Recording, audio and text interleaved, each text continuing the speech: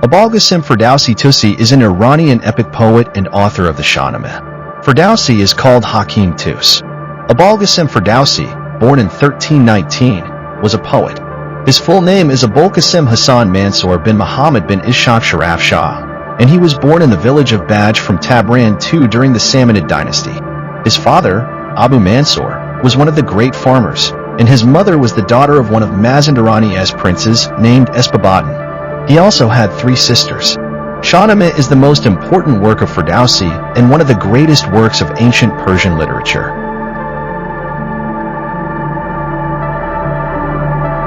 The first Persian prose book that was released as an independent work was Shahnameh in prose. Ferdowsi's Shahnameh, which has nearly 50,000 verses, is a collection of national stories and ancient history of the ancient kings of Iran and the great warriors of our land, which describes their heroic deeds along with conquest, masculinity, and religiosity. Hakim Abolqasem Ferdowsi, after spending all his time for 35 years creating such a precious work, at the end of his work, offered it to Sultan Mahmud of Ghaznavi. Today, Ferdowsi's tomb is located 20 kilometers northwest of Mashhad city, on the way to Kalat Naderi and near the historical city of Tabran in the historical tomb of Harunieh. In the following, we will tell you one of the stories of the Shahnameh.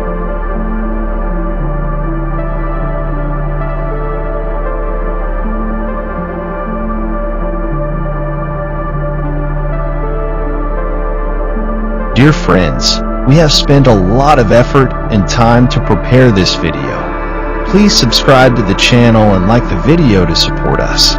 We are waiting to hear your suggestions in the comments section. If you have an interesting story in mind, you can introduce us to make a video for other friends to watch.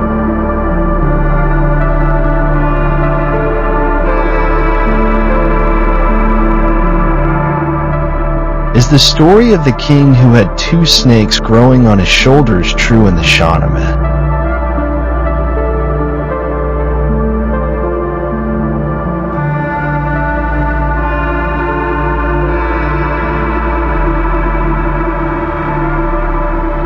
The mythical character of Ishaq can be seen as one of the evil and demonic symbols of ancient Iran created by Ferdowsi.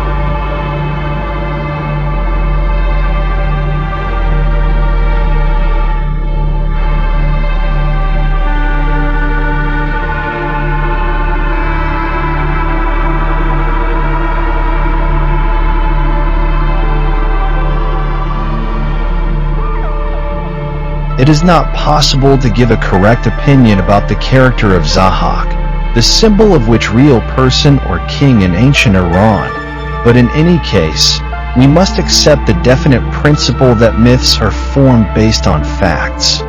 And Ishaq is also based on this principle. It is possible that be true.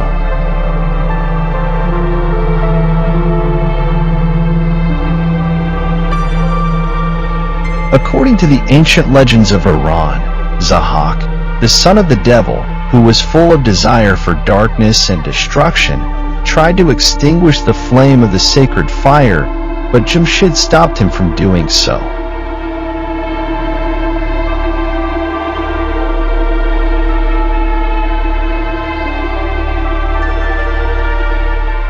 Ishaq took his revenge on him, and not only stole the sisters of this great ruler, but also cut Jamshid himself in half with a saw.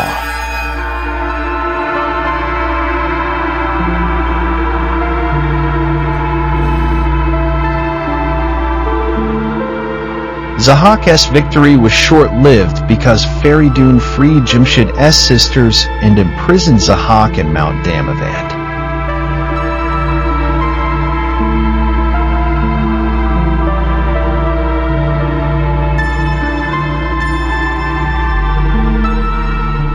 He remains there until the end of the world's history, and then he invades the world again, harming fire, water, and vegetation, until he is finally killed by the resurrected Grshasib.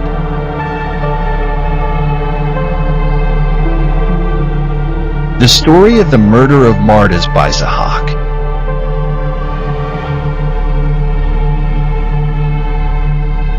The story of Ishaq was as follows.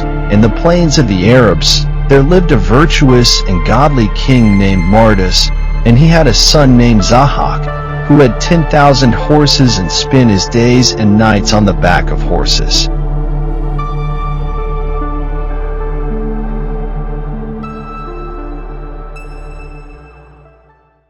One day the devil appeared in front of him in the form of a man and deceived the young man that, "Your father had wronged you.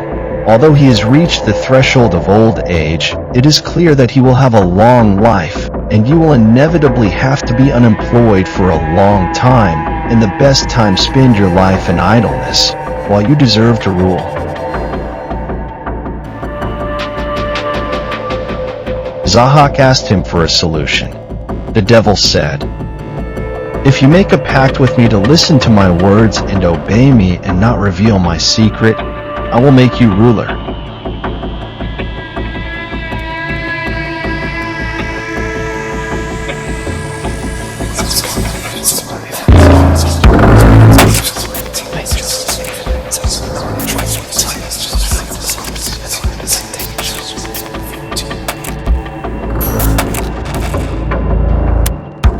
So Ishaq allied with the evil.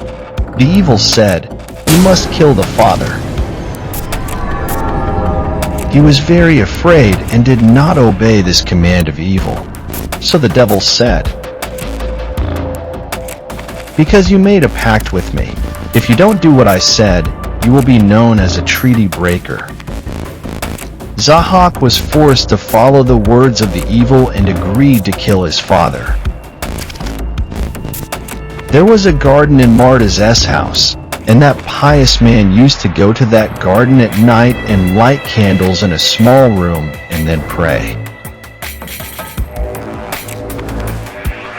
The devil dug a well in front of his path by Ishaq.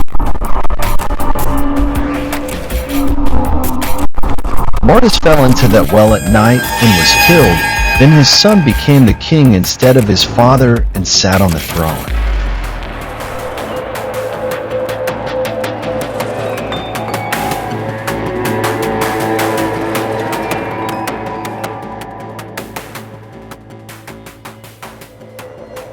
After the death of Mardus and his son's ascension to the throne, the devil went to him once again as a young man and said, "I am a skilled cook and I can prepare delicious and various dishes for you."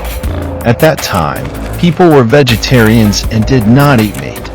For the first time, the devil prepared delicious dishes from birds, fish, and beef, then made Ishaq satisfied with himself.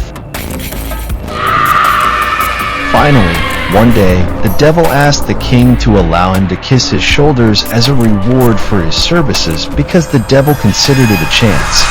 Ishaq did not know what the young cook's goal was, the devil. Therefore, he accepted his request and evil force kissed the king on both shoulders. At that moment, he sank to the ground and disappeared. It was a strange thing. But it was even more strange that two snakes came out from the part of the devil's kiss, and they grew bigger and bigger. They cut the two snakes, but they grew again, and Ishaq suffered a lot because of this. At the same time, old age was overpowering him as if years had passed from his life. The evil force went to him for the third time as a doctor and said that cutting off the heads of snakes is not a cure for this disease. The cure is to feed them from human brains so that they don't get bigger and don't hurt you. The purpose of the devil was to empty the earth of the human in this way. So, by order of Ishaq, they killed 2 young men every day and fed their snakes from their brains. From then on, Ishaq's job was to kill and cut off the heads of young people to feed his snakes. Some time passed until 2 young men named Carmel and Ermail came to the king as cooks and planned to kill one of the 2 young men every day and hide the other to use sheep's brains instead of human brains in preparing food. In this way, 30 young people were saved from being killed every month. Those two cooks also sent them to the mountains and gave them sheep and cows to graze. On one of the nights, Ishaq had a disturbing dream that he was captured by two young men and taken to the mountain and imprisoned there. He was very surprised by this dream and called the astrologers to interpret his dream. The astrologers asked for a 3-day deadline. When their deadline was over, they went to Ishaq's presence, but they did not dare to interpret his dream. So the king warned them. Finally, one of the astrologers said, "The interpretation of your dream is that a child named Ferdowsi will be born from the mother and will be raised from cow's milk in the mountains. When he grows up, he will form an army. Then he will attack you and take you captive and imprison you in Mount Damavand."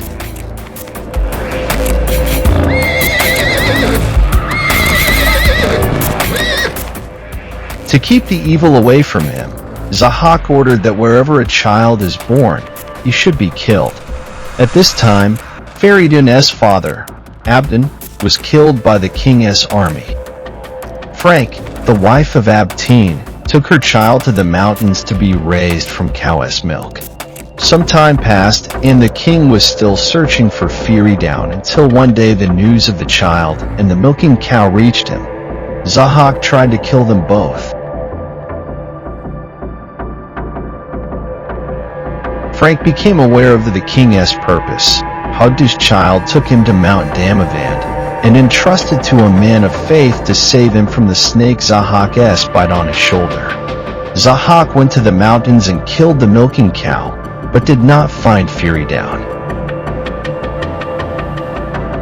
A few years passed. Ferdowsi grew up under the protection of a pious man, and the king was constantly searching to find him. When Ferdowsi was 16 years old, he came down from Mount Damavand. He went to his mother and asked about his race and ancestry. His mother informed him about the situation of Ishaq and the killing of his father, the milking cow, and said that you were the son of Abdin and the race of Tamord, the lineage of kings. The astrologers informed Ishaq that Ferdowsi is constantly looking for you to kill you. Ferdowsi decided to attack the king, but his mother advised him to be patient until the right time came. Ishaq was disappointed to find Ferdowsi. He gathered the elders of the region and ordered them to write a petition with the content that he was a righteous, God-fearing, and benevolent king, and asked the people present in the parliament to testify that writing.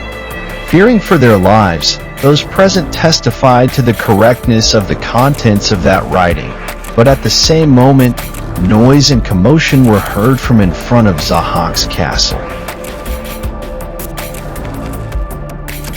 A tall man came into the castle and called out to Ishaq, "O king of tyranny, I am a blacksmith. My name is Kaveh, and I live on my own money. What is my sin that 17 of my 18 sons have been beheaded by your murderers? Now they have come to my only surviving child."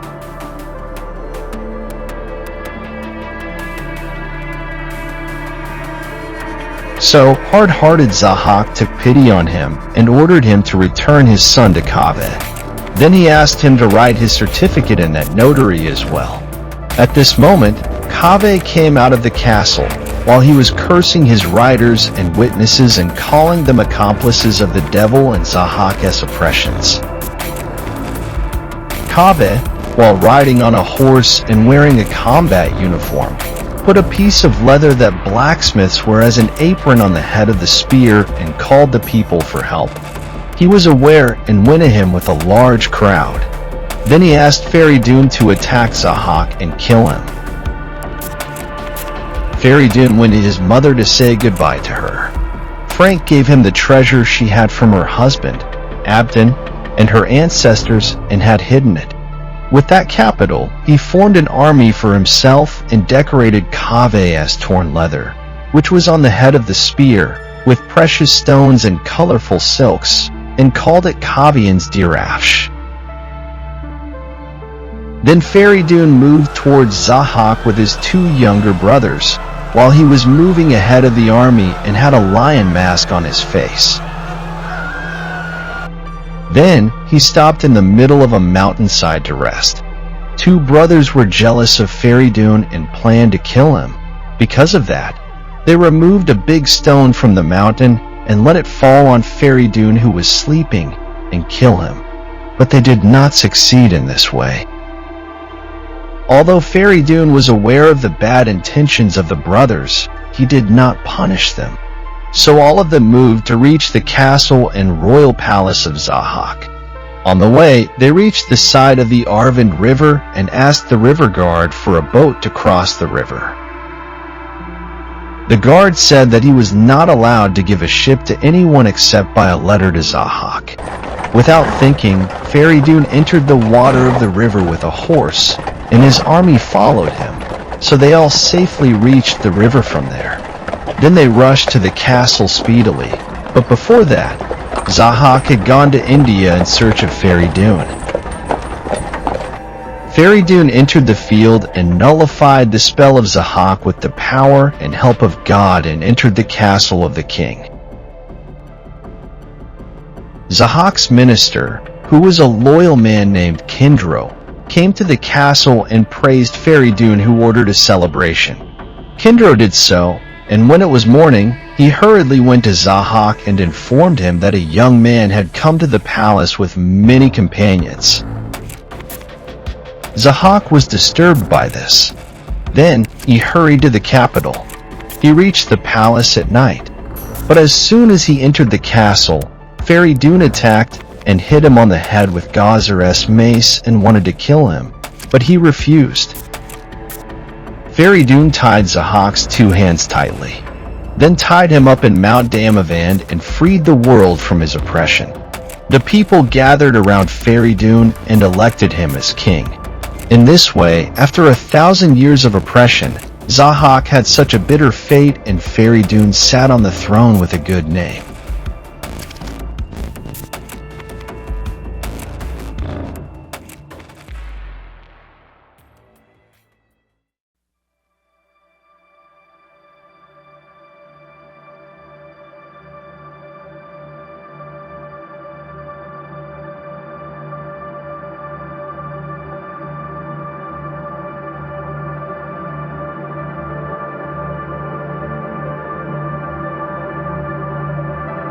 Dear friends, we have spent a lot of effort and time to prepare this video. Please subscribe to the channel and like the video to support us. We are waiting to hear your suggestions in the comments section. If you have an interesting story in mind, you can introduce us to make a video for other friends to watch.